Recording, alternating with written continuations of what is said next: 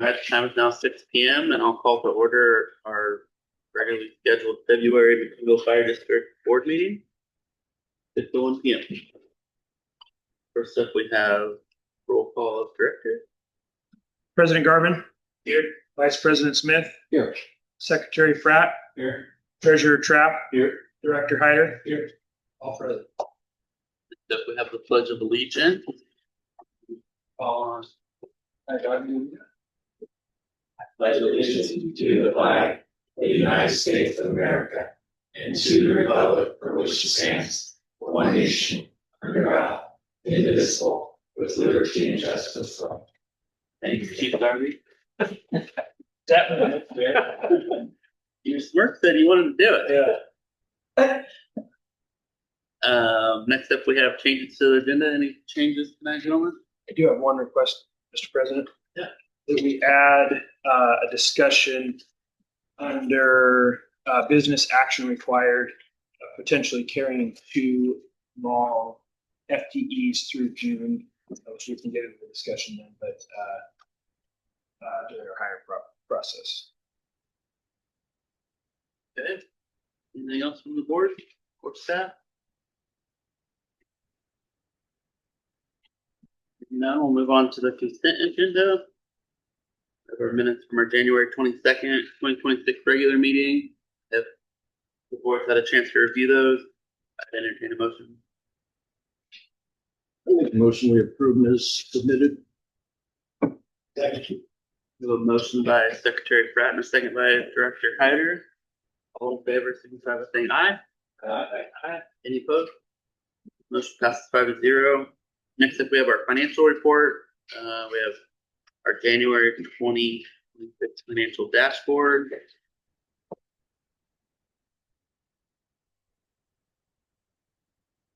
Our largest report, and of course, Crystal is happily on vacation. So I am covering for Crystal with Michelle's help when I screw it up. Quite a bit to discuss in your packet.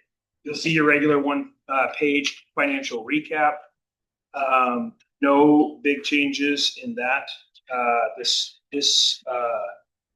time around, I do have budget numbers for you. Our checking is sitting at $632,203. Our savings is at $133,727, and our LGIP is at $3.707 million. Dollars.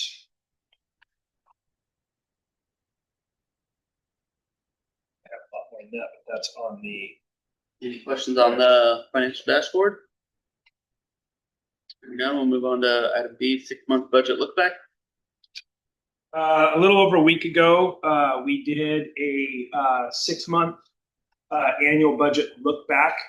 Consisted of myself, Ms. Teed, Crystal, and Secretary Pratt and President Garvin. Treasurer Trapp didn't want to sit in with us. I guess he had some class, he said. The intent of that is really more for me than anybody, and it's just to basically go back over the last 6 months, look at our expenditures, see if there's any issues. We project the next 6 months and see how we're looking to end the year. And then, of course, that gives us also the opportunity to make any changes through a supplemental budget if necessary. And this year, we are recommending, and we will be doing a supplemental budget specific to. We made some changes. Crystal, as you guys know, is new, and every time we have a new finance person, there's changes.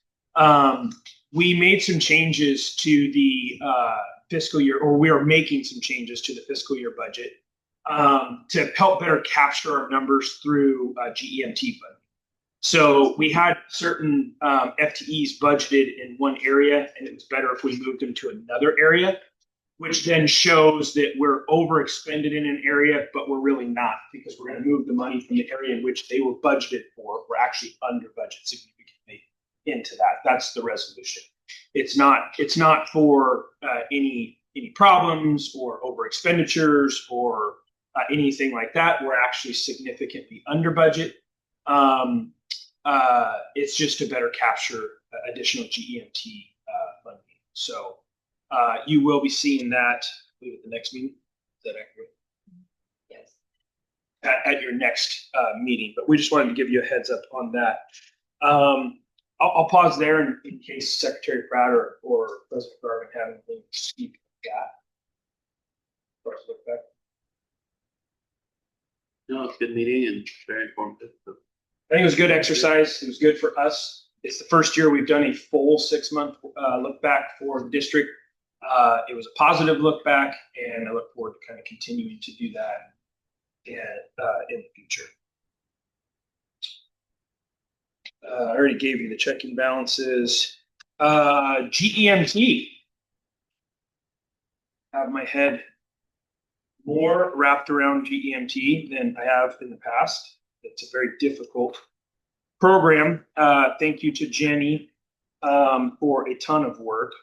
But just to kind of recap, I'm just going to recap really the last year. We did go back since we became a district and 6 months before that. But just to give you a recap for GEMT, we are currently collecting money right now in calendar year 2024. So we have received make sure I give it to you correctly. The January through June 2024 GEMT revenue. We paid, as you guys know, we have to write them a check to receive a check. We paid $56,365 and received $198,812. We are currently, as of literally right now, writing a check for the second half, which would be July 1st through December 31st of 2024. Our numbers for you. We will be paying, and which we are actually doing right now, $188,525.50 to receive $449,710.30. So hopefully that gives you a better picture. It definitely gives me a better picture of where GEMT is at. It also shows that they are still a year behind because they will start working on 2025 next. But at least that will round out. And that is also the CCO program. The fee for service, or the FFS program, in that same period of time, we received $74,316. Again, we are going to keep this spreadsheet updated. The state is doing a better job giving us that information. Unfortunately, they're still behind in the payments, but they are making some progress in that, and some progress definitely in our information. Now we're collecting all that information, kind of putting in one data set, if you will, moving forward. Any questions on GEMT? Could you restate how much GEMT we had in 2025? No, because that is what they're doing right now. In 2024, though, I could, and 600 and right here, it's really cool. It's like 650,000 for 2024.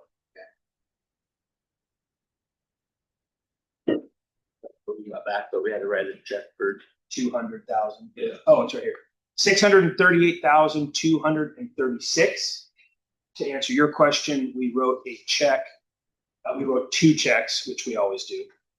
One for 157,104 and one for 31,004.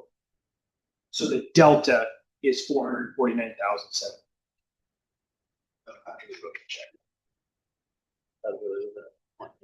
Yeah. Good. Long way to get there. That's what I want to know. Thank you. 2025, they are starting to work on now. So hopefully, and we have not got our fee for service yet this year. So that one's also good.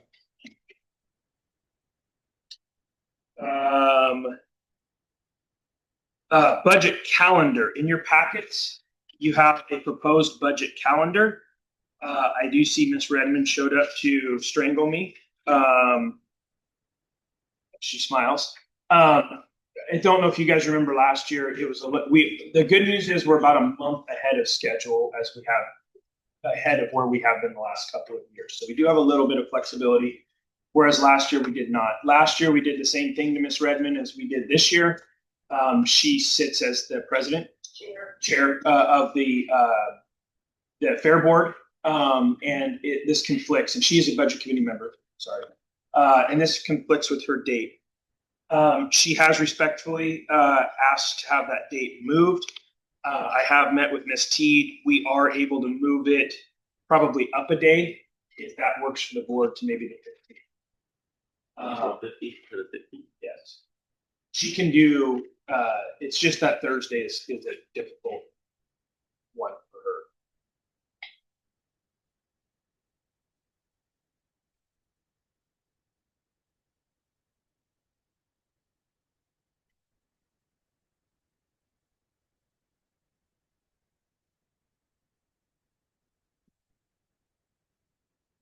Any conflict with that? No, that works for me. I think it'll work. And shows how it worked this week. We have a council meeting the night before, so we should push our work session to the 22nd. I don't know what's on the 15th. We do have some time. So feel free to take a look at this. This is information only tonight. There's no action needed.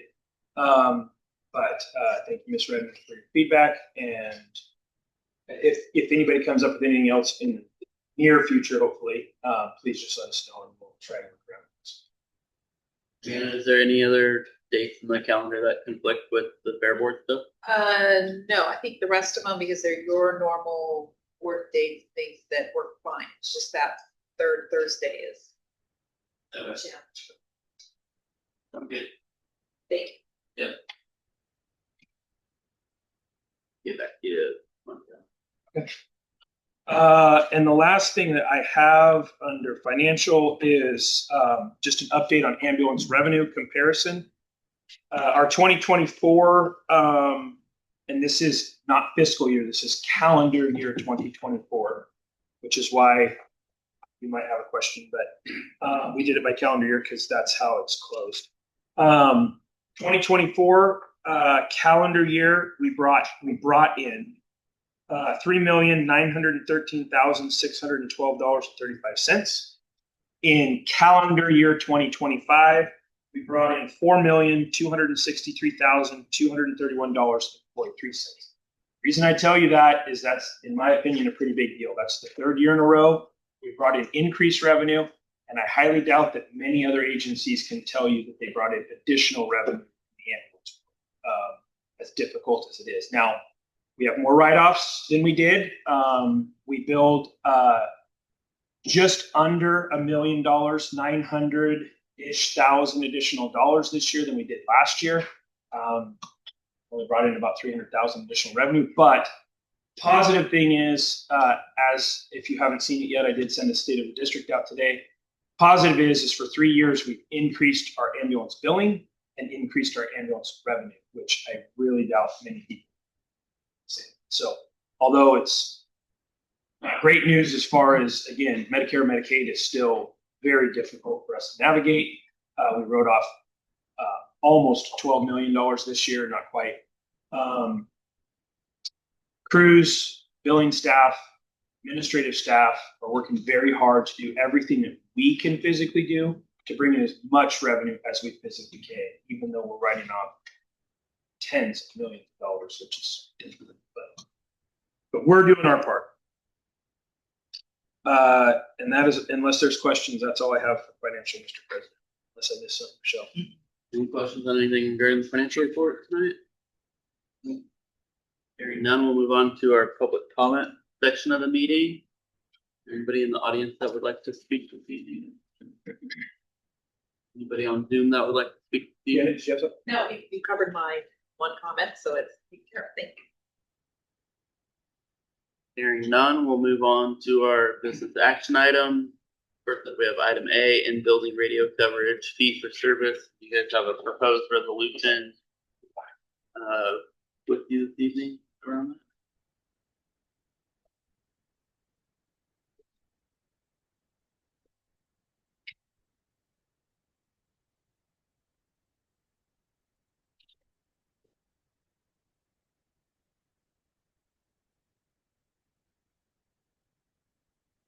So Chief Darby and I will be tag teaming this for when you guys stump me. He's the subject matter expert, but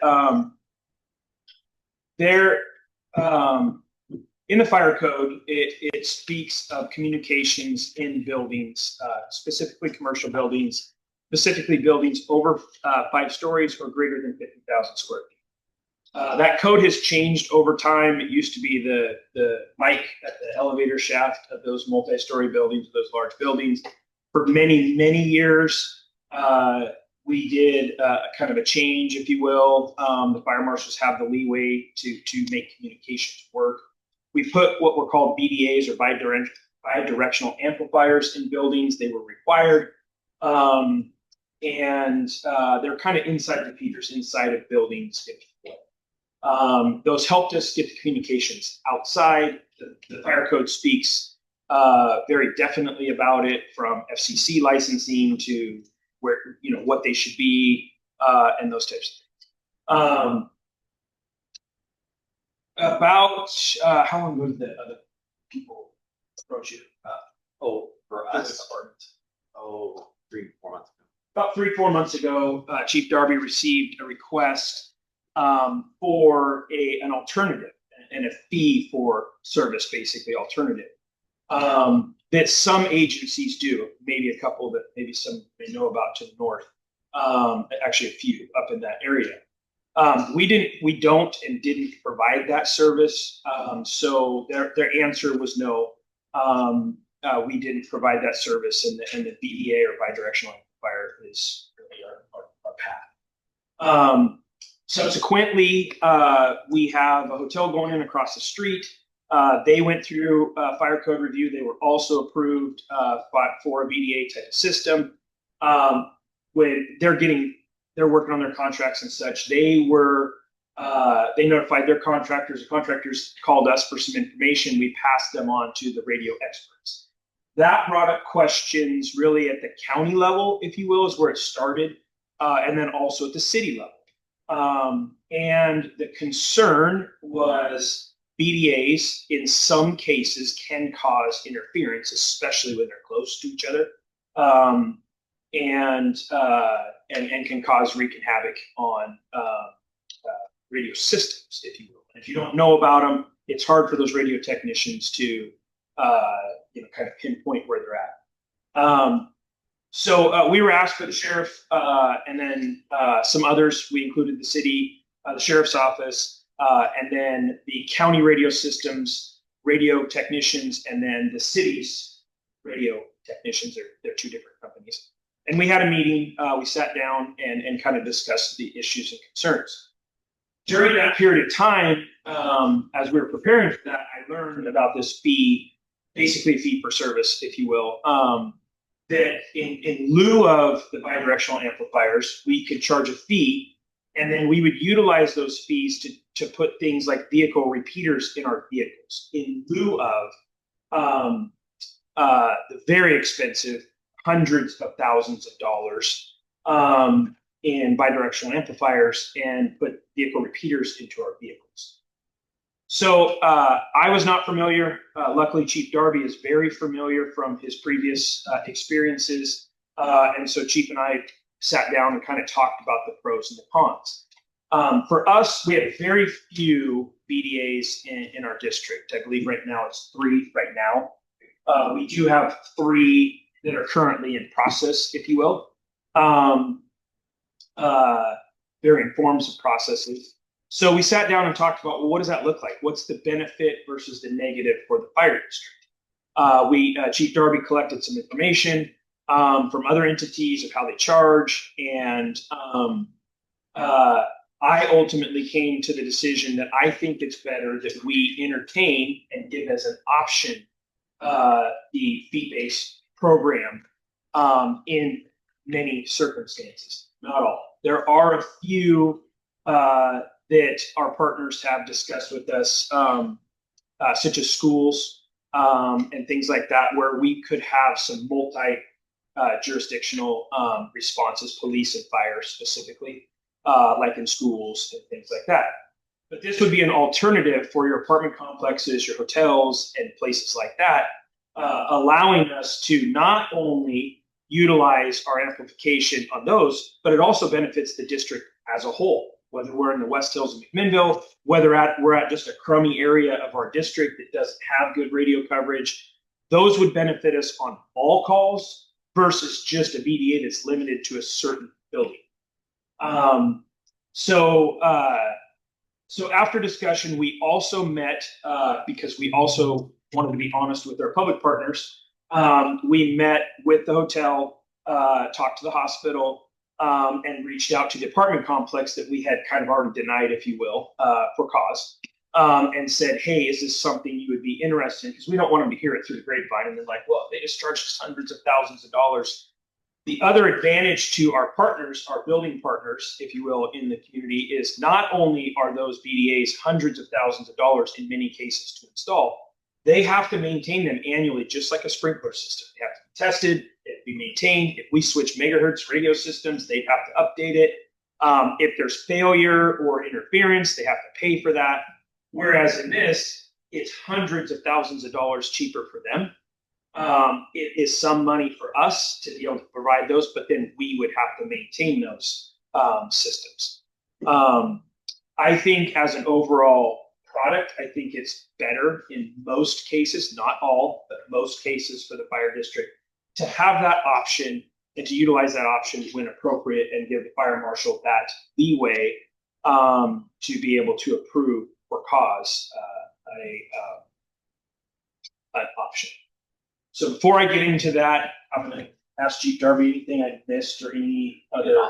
I made all that up, by the way. Thanks to him.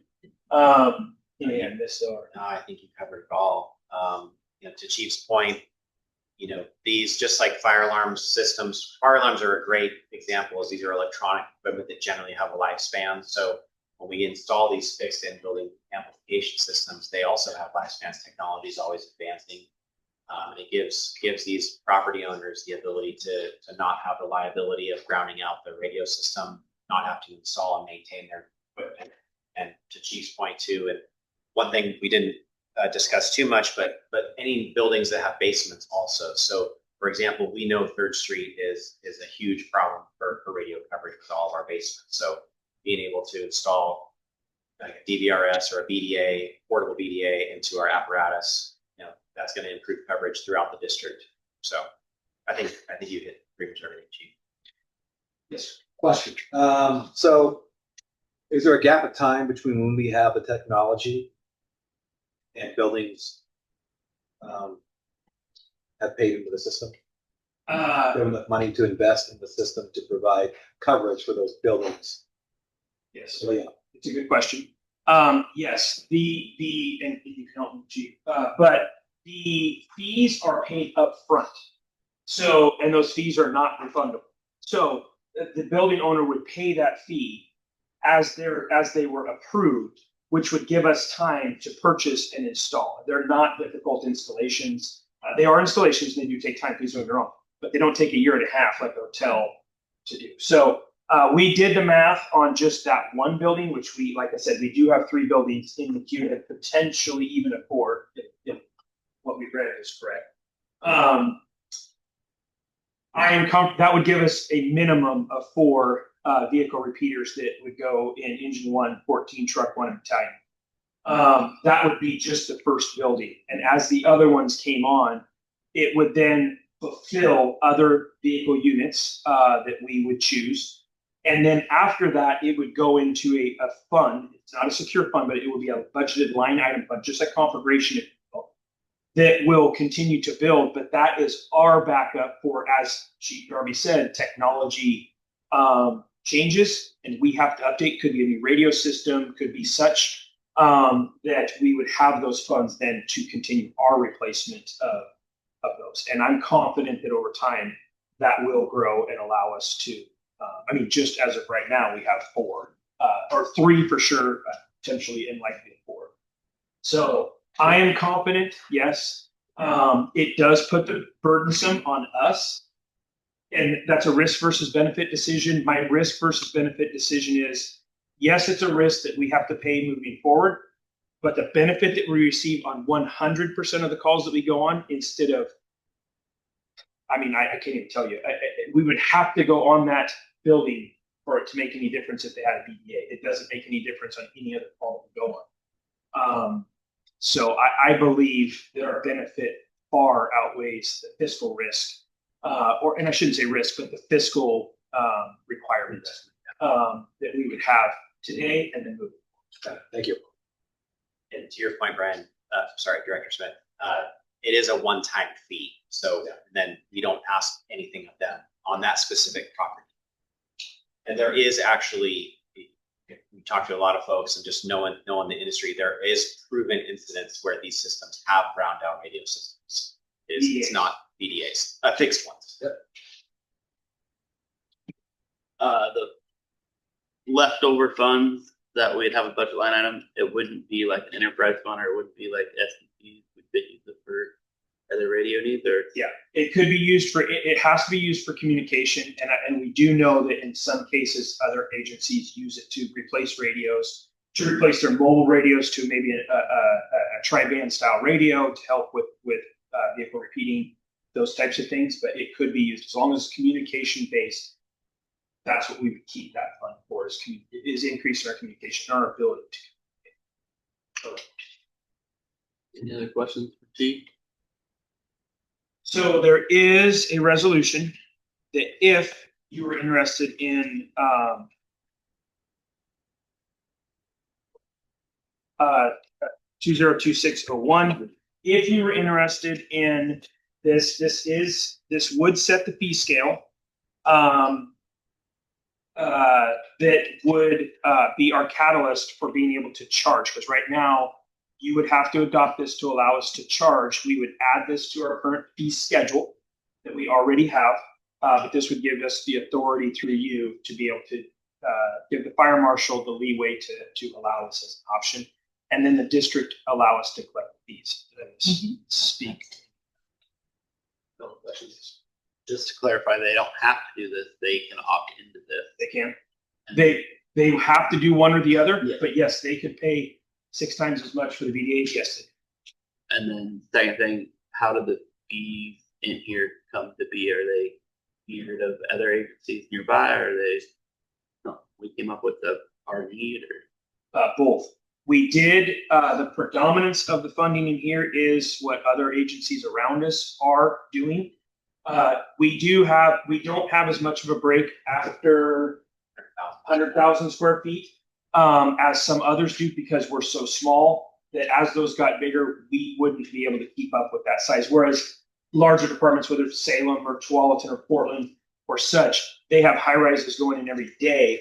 We have them going in very infrequently. So we didn't give as much of a price break because we're taking on that fiscal responsibility. It's still hundreds of thousands of dollars of savings to them, but that is the only difference. Our original fee and the majority of the fee that you will see in McMinnville, just because of the size of buildings we build,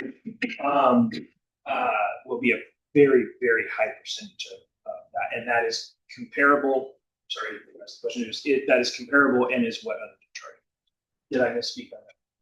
No, I think one thing too to consider, and this is a benefit we've heard when I had done this in my previous organization, is it's not just the fixed amplifiers themselves. The buildings actually have structural components, because the wiring needs to be protected. So there's, ratings on shafts and things that they can save money on construction features as well that they don't have to plan for. So it's another element of cost savings for development. See whether. Would you expect current building occupants to switch over? Yeah. So I don't know if current would, however, if what you're asking, which I don't know that it is, we have met with the facility across the street. They are interested. They want, after tonight's meeting, we're going to meet with them again. If the board was to approve this, We will meet with the superintendent again, who will take it back to the owners, and they are interested, I would say that. Chief Darby did make contact with the apartment complex that's going in. They are also very interested. And then we would make contact with the hospital again to check their interest. I don't know their interest. Example might be they have to do an upgrade, or systems need to be replaced. This could be a better option. We can't require, go ahead. And so technically the fire code, this is generally speaking toward new construction, but the fire code does allow us as a district to essentially require this in existing buildings. Not a lot of folks do that. Some organizations do, but the way this versus system is written is that we do have the option. So if someone wants to voluntarily install a system, this is still an option for them. Voluntarily installation does kind of, speaking to the construction side of, you take an existing building and you have to start protecting shaftways and protecting the wiring, and get pretty expensive. So. Can I ask you a question, President Burke? Yeah, I did have one other one somewhere in here. Maybe it was in here. It says request to be made prior to final plan approval. So, like, they already have their plan. Generally speaking, yes, that's moving forward. What we're going to do. This is kind of a one-off in the sense that we were just made aware, and we didn't want to exclude them.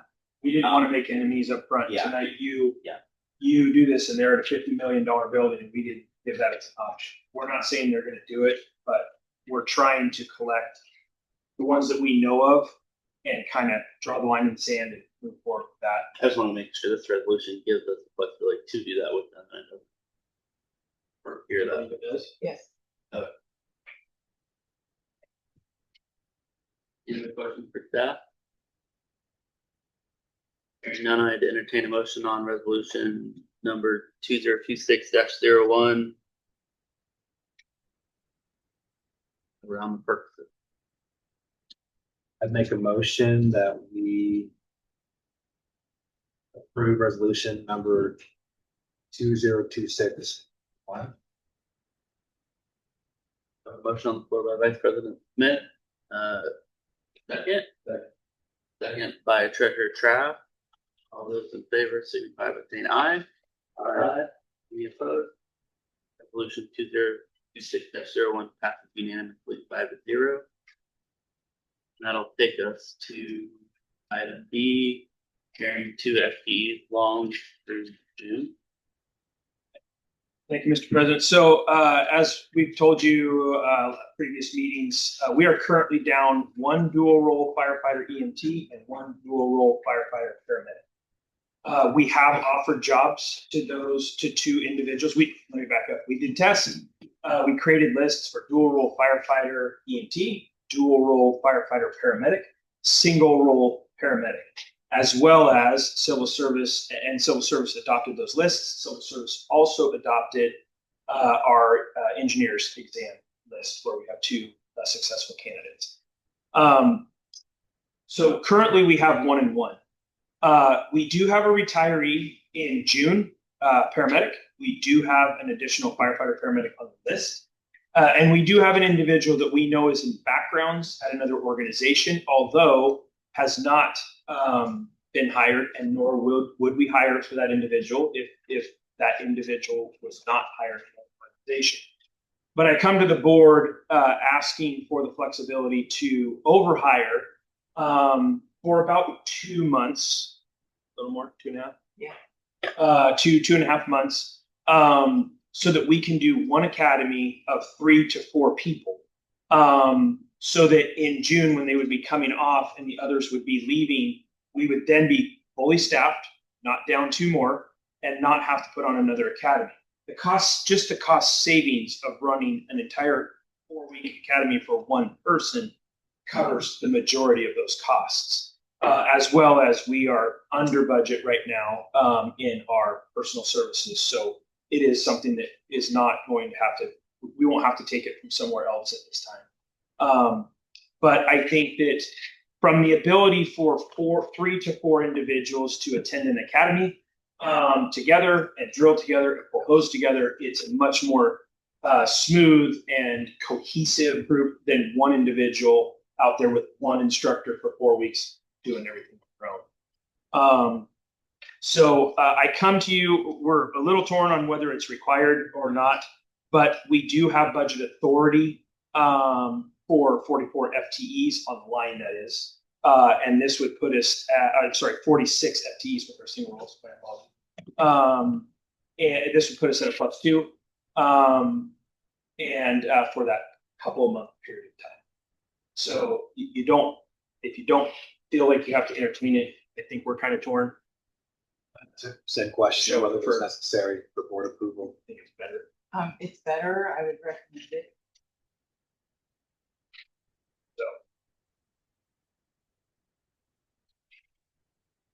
Anybody want to make a motion or? I'll make a motion that we approve up to 2 additional FTE for the 2.5 months. Is that correct? Is that specific enough for you?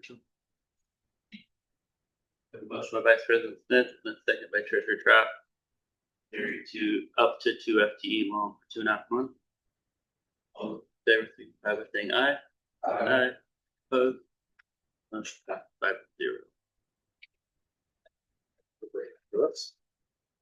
Next we have other business. We have one committee still going on, which is our low staff report. Treasurer Craft, any update on that? Just the new current balance as of January 31st is $962,724.66, which is the difference from the previous month of $552. Yeah. Correct. Thank you. Next up, we have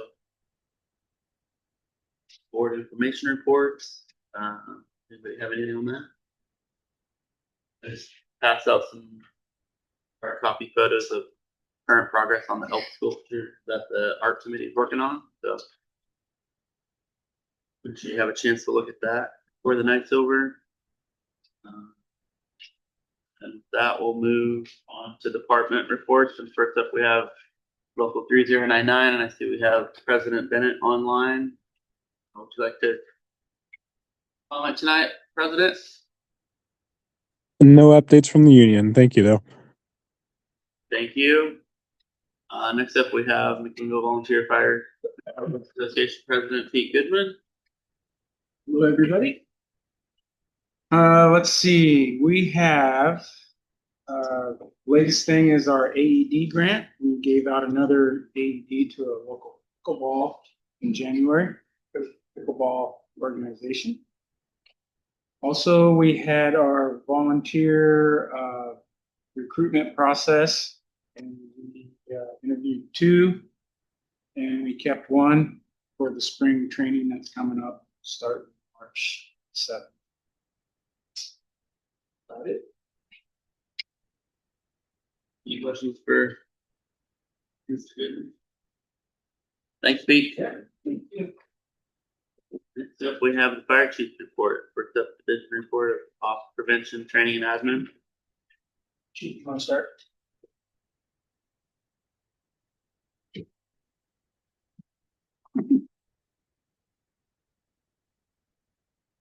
Evening board, just a quick update. I guess having your packets there.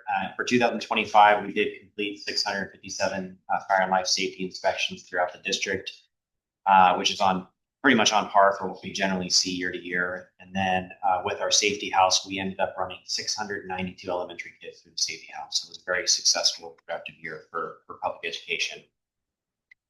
One of the things we're going to start doing is giving monthly reports on just FMO progress. So for January, we completed 34 fire inspections. January we always like to kick off the first of the year with our licensed facility inspections. So those are all complete. We have a few outstanding violations, but that's pretty common.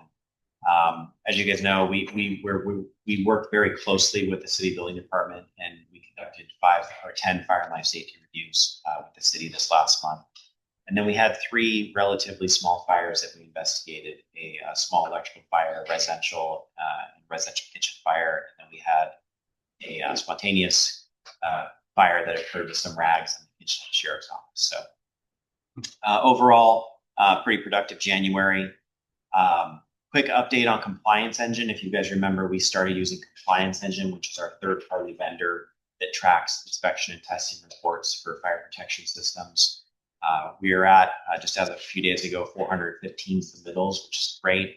We're seeing over a 93% compliance with our systems, which is good because that shows that our community, our business owners are keeping up on their fire protection system testing. So that's a really good sign. And then last but not least, open burning does start on March 1st. So seasonal backyard burning. The fire district partnered with Western Fire Chiefs Association and the Oregon Department of Forestry on what's called the Before You Burn app. Essentially, it's a portal where our customers can log in to the app via their phone or the website, and they can actually register their burn, kind of like a quasi-permitting system to show that they're going to burn on this day. The system is very unique because it has what's known as a red light, green light feature. So there's layers built into it. So if somebody wants to burn on a day that maybe is good for the fire district, that'll give you a green light, but the layers then transition to DEQ and ODF. So there might be days where we might say it's okay, but DEQ is on a day when they say no, or for example, same with forestry. So it's a new platform. I mentioned it, I think, at our December meeting. It is a trial run. We're trying it for a year. We're the guinea pigs for the western side of the state. Sisters and Redmond on the Central Oregon have been testing it for about 2.5 years now. They've had really good luck with it. So we're the guinea pigs this time around. It's on our website. It's going live. It's not mandatory, but we are gonna push out flyers and public education to get our customers registering for these burns. Moreover, the cool part about the program is that when someone registers, they're now logged in to our system. So as we capture more customers that are registering year after year, we can also send out updates to those folks, because a lot of folks that burn generally are burning year after year. So it's a good education front for us to kind of communicate with folks. So we're off to the races March 1st, and open burning for seasonal ends June 15th. So this will be a good capture of data this time around. And happy to entertain any questions. Question for Trevor? Thank you. Good work. Steve, you want to next? Sure. I have been focused primarily on recruitment and new hires. So Chief mentioned that we've made offers to 2 dual roles. One is a paramedic, one's an EMT. They accepted the conditional offer, so now they're in background. And then obviously potentially 2 more, so we'll see. I also helped Chief Hannafin with the field training officer coordinator position, did interviews for that, and did select someone to fill that role. I've been working with Chief Show and Chief Hannafin on putting together a captain's test. And that notice should be posted hopefully Monday. And we would test around the end of April. So plenty of time for folks to do what they need to do, hopefully, in order to be qualified to take that test.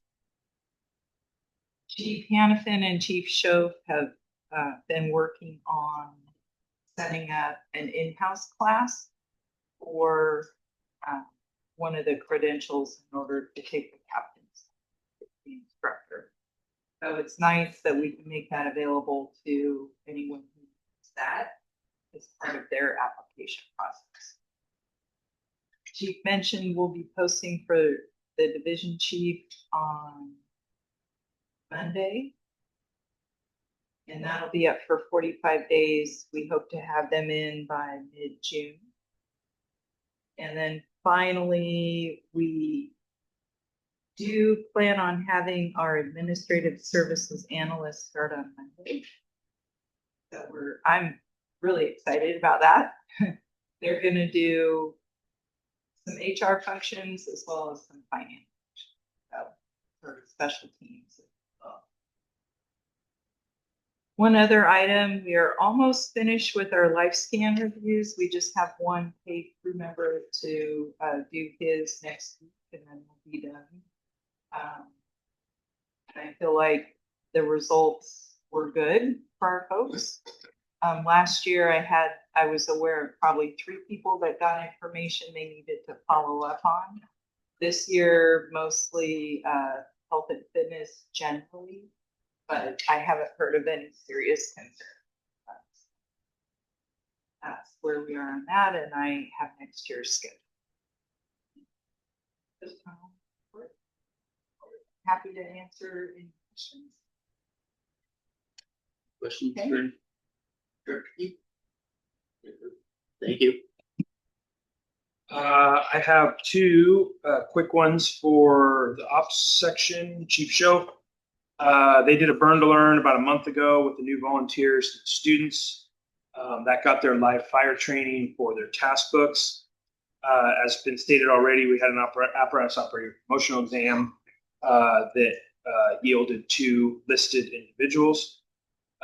All career, volunteer, and students have completed their CPR recertification. I think we have a couple of stragglers, and there's a date that's already been planned to finish them up. But they are completed. Chief Show meets bi-weekly with the students, as well as weekly with the battalion chiefs and mechanic committee supervisors. He also participated in human resources and analyst interviews. On the mechanic side of things, the mechanic was able to replace the motor in brush 11, saving us over $20,000 by doing it in-house. I think our bids were around $30,000, just probably a little bit more than $30,000, and we did it for $12,500. So the mechanic, thank you to President Garvin. We were able to use his lift to lift the cab off, bring it back here. He took the motor out himself, put the new motor in, got it all hooked up. It's currently in its break-in. You see it driving around town all the time. It's because everybody's driving it. So we've got to get to at least 1,000 miles.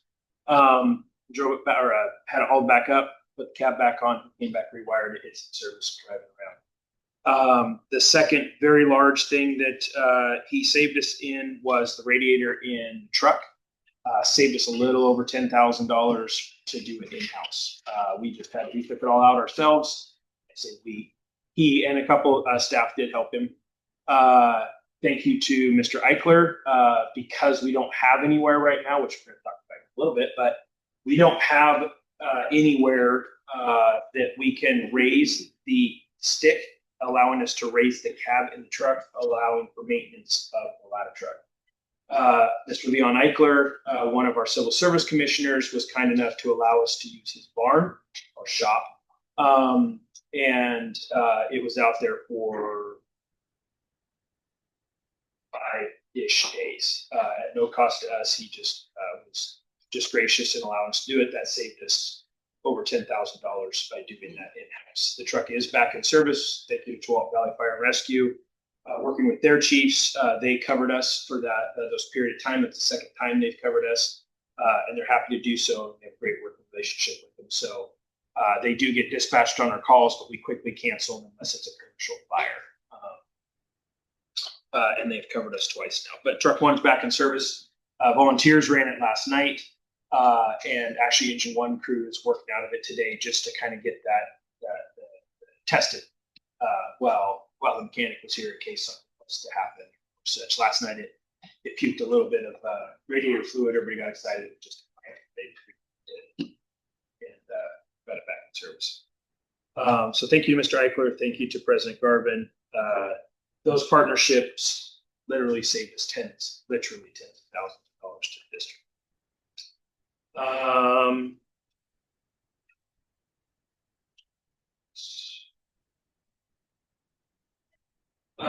Training EMS, Chief Hannafin, again, she talked about it's in your package, she talked about the career and volunteers getting their CPR done. All career staff have completed their required pediatric PALS class, which is a requirement for specifically for the paramedics in our organization. Yes, I did pass. I know that's hard to believe. And the Amhill County Ambulance Service Area plan, our ASA plan, went to the county commissioners on February 12th and was passed. The plan does hold some new response time expectations. They're in your packet. And once the adopted version is ready, she'll share it to the board if one, quite frankly, what we do is we put it on our website, have access for everybody. Also attached is the new response time requirement. I believe that is all established. In your packet, Station 15 drawings, just to give you kind of a quick update on Station 15, or I don't know if it's quick or not, up to you guys. We are continuing to move forward. As stated before, our site survey has been completed. It is in your packet. Our geo survey has been bid. There are the bids in your packet. Just we do this for records reasons because we've been asked a couple times if we bid things. It's nice to have in the packet. We did award that. That work should be starting here soon. We have met with some contractors. At a greeters meeting one morning, I got hooked up with the actual contractor that did the actual remodel of this building interior. So I actually had lunch with him, and he kind of walked us through kind of what they did and how they did it. Very knowledgeable of this building. It was kind of a nice conversation, quite frankly. We have met with Chief Darby and I have met with our architect and engineer. In your packet, we do have very rough, definitely not buildable plans in here. And as we assumed, the recommendation we talked about, they'll go left or right, is to build a standalone facility off the rear of this building, consisting of 3 85-foot long bays. To put it in perspective, the bays downtown are 65 feet. Then our living essential quarters, bedrooms, bathrooms, things like that for the firefighters. And then to our point earlier, a 2-bay shop that is also 85 feet long that our ladder trucks would fit in, as well as our engines. And the ability to work on 2 different rigs at one time. So when he's waiting for parts on one vehicle, you can still pull another vehicle in, still work on that. I think the architects and engineers did a really good job. They drew this so that we could transition everything into this building in the future as we get it seismically upgraded. From a seismic perspective, the middle of the structure, there's some CMU walls that would have to be filled with concrete, those types of things. Nothing that we didn't really expect. However, I don't know if you remember when, November, the building code change? Yeah, it was November. There was a building code change for snow load, which is very significant. Not from a structure, or not from a seismic perspective, but from a snow load perspective, which could be very intrusive to our roof. We don't know that, but that is a concern of theirs, which again is a great reason why just to do the standalone facility. It will be an operable standalone facility, and then tackle this as needed and as necessary. They don't know if we'll have to do that. There, of course, there is a grace period till April. So as long as we can get it built in the next month and a half, we'll be good to go. So we're working hard on that. Ray, if you could grab your tool belt, see with it. But anyways, I think they did a really good job on kind of giving us multiple options to where it can be a standalone facility, but then we could move and utilize this facility as a whole if we chose it. Allow it to take the stuff out that we built inside those and make those bays if we so chose. We're also Secretary Pratt, Vice President Smith, and myself attended the SDAO conference. We attended a couple of the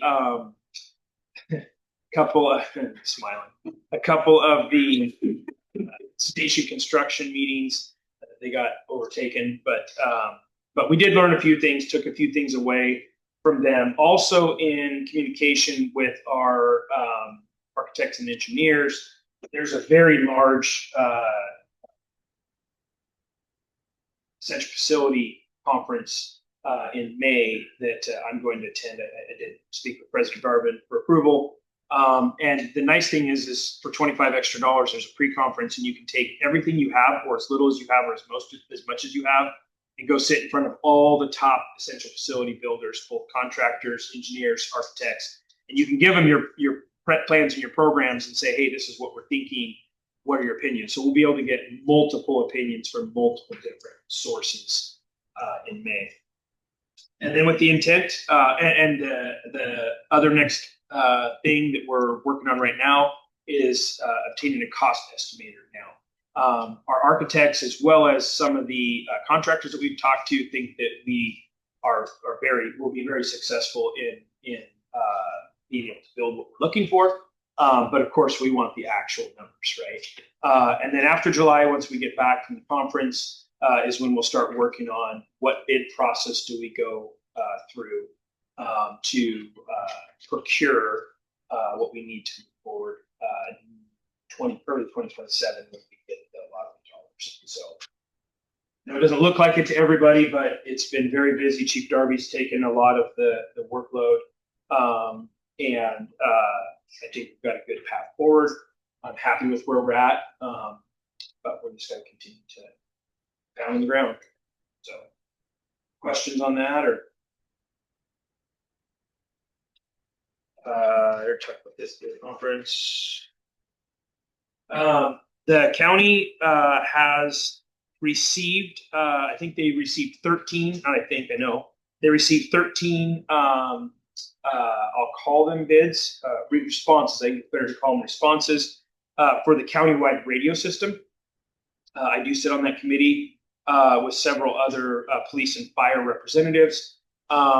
11 of those were contractors that didn't really answer a lot of the questions, but there are 2 radio vendors that did, at least in my opinion, I haven't reviewed them all, did answer all the questions that we asked in RFI. We do have a date. We met just a couple of days ago. We came up with a scoring sheet and a time frame to discuss scoring, and we set a date. I don't remember what it is. I believe it's March 20th. And we'll sit down as a committee and score consensusly on what we can do. So that continues to move forward. Brush 11, I think I kind of already talked about this. New motors in it, break and bin.